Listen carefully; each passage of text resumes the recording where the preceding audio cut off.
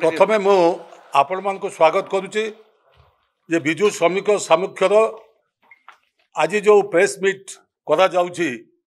जो सांबादिक बंधु मैंने आसछन्ती समस्त को धन्यवाद जवाब सहित सुभाष बाबू एवं आमर महांती बाबू समस्त को मध्य धन्यवाद दउची। आपण जानिचन्ती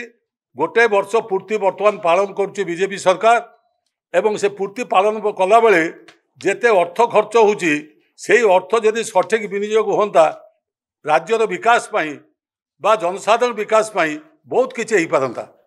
आपण जानिथिबे आगामी 9 तारीख समग्र भारत वर्ष रे 10टी सेंट्रल ट्रेड यूनियन अनेक फेडरेशन विजु श्रमिक सामुख्य परी बहु श्रमिक संगठन एथिरे सहयोग करुचंती एवं विशेष करी बीजेपी सरकार जो श्रम विरोधी नीति जन विरोधी नीति राजनीतिक सामाजिक क्षेत्र में जो ओडिशा को जो विकास पछर पकई देछि भारत वर्ष पछर पकई देछि आज दारिद्रता आम देखा गले 191 टी देश भितर आम बोधे 106 ना 107 अच्छु। यही परिस्थिति भितर दारिद्रता भितर बर्तमान देश चली जहाँ कि देखुवे सम्मान पुरस्कार राज्य सरकार पाउची से केवल नवीन पट्टनायक सरकार अमल से विजु श्रमिक कल्याण हो स्वास्थ्य सेवा हो शिक्षा व्यवस्था हो केवल से नवीन बाबूर कार्य पाई ये सरकार पुरस्कृत हो से पुरस्कार को निजे पाई बोली कहूँ एवं विशेष भाव में जो 17टी दाबी दिखाई भर सुभाष बाबू कही सारे जे किभली भाव में स्कीम कर्मचारी माने श्रमिक माने एपर्यंत श्रमिक मर्यादा पाई ना एवं आपण जो माने कार्य करते आज की वर्ष वर्ष धरी से छटई करने ये सरकार निष्पत्ति नहीं कार्य आरंभ कर छटई को आम विरोध करुचु प्रत्येक कर्मचारी को स्थायी करने को आम दाबी करुचु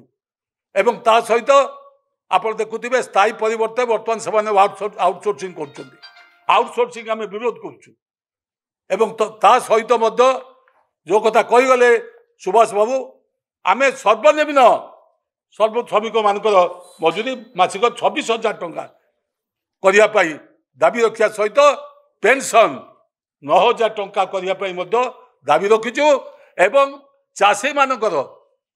जो एमएसपी मिनिमम सपोर्ट प्राइस से आईन में परिणत करने आम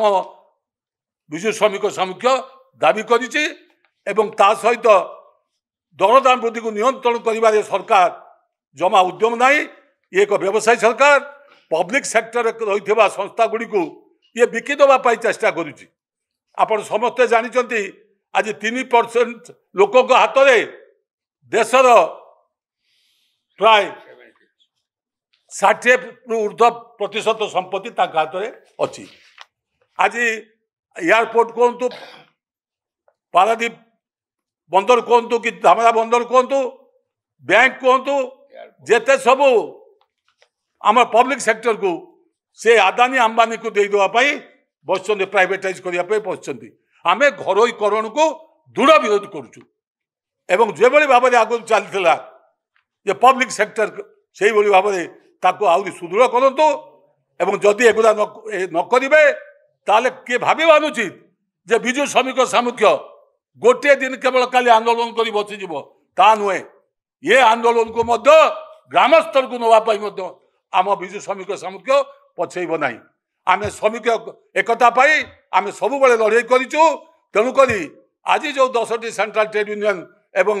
अनेक फेडरेशन इंडिपेंडेंट फेडरेशन अन्य श्रमिक संस्था जो आंदोलन कर सहित विजु श्रमिक सामुख्य हाथ को हाथ मिले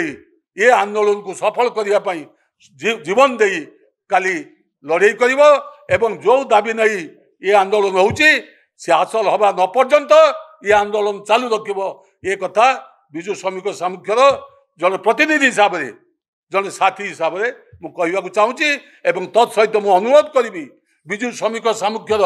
जेते भाई भौणी समर्थक सहयोग अच्छ विभिन्न सेक्टर से तमें से पब्लिक सेक्टर में था कि ऑर्गेनाइज सेक्टर में था कि अनऑर्गेनाइज सेक्टर में था कि स्कीम सेक्टर में था आसंता काली आंदोलन को तुम सफल कर बोली आज आमर जो सेक्रेटरी जो आह्वान देले तुम से हाथ मिलेब एवं समस्ते देखिए विजु श्रमिक सामुख्य जहाँ कहूची ता करुची श्रमिक एकता जिंदाबाद। देश विदेश कोण अनुकोण टेक्निक खबर देखंतु आम सह यूट्यूब फेसबुक और इंस्टाग्राम रे आमको देखंतु लाइक शेयर और सब्सक्राइब करने को आद्यम भूलंतुनि।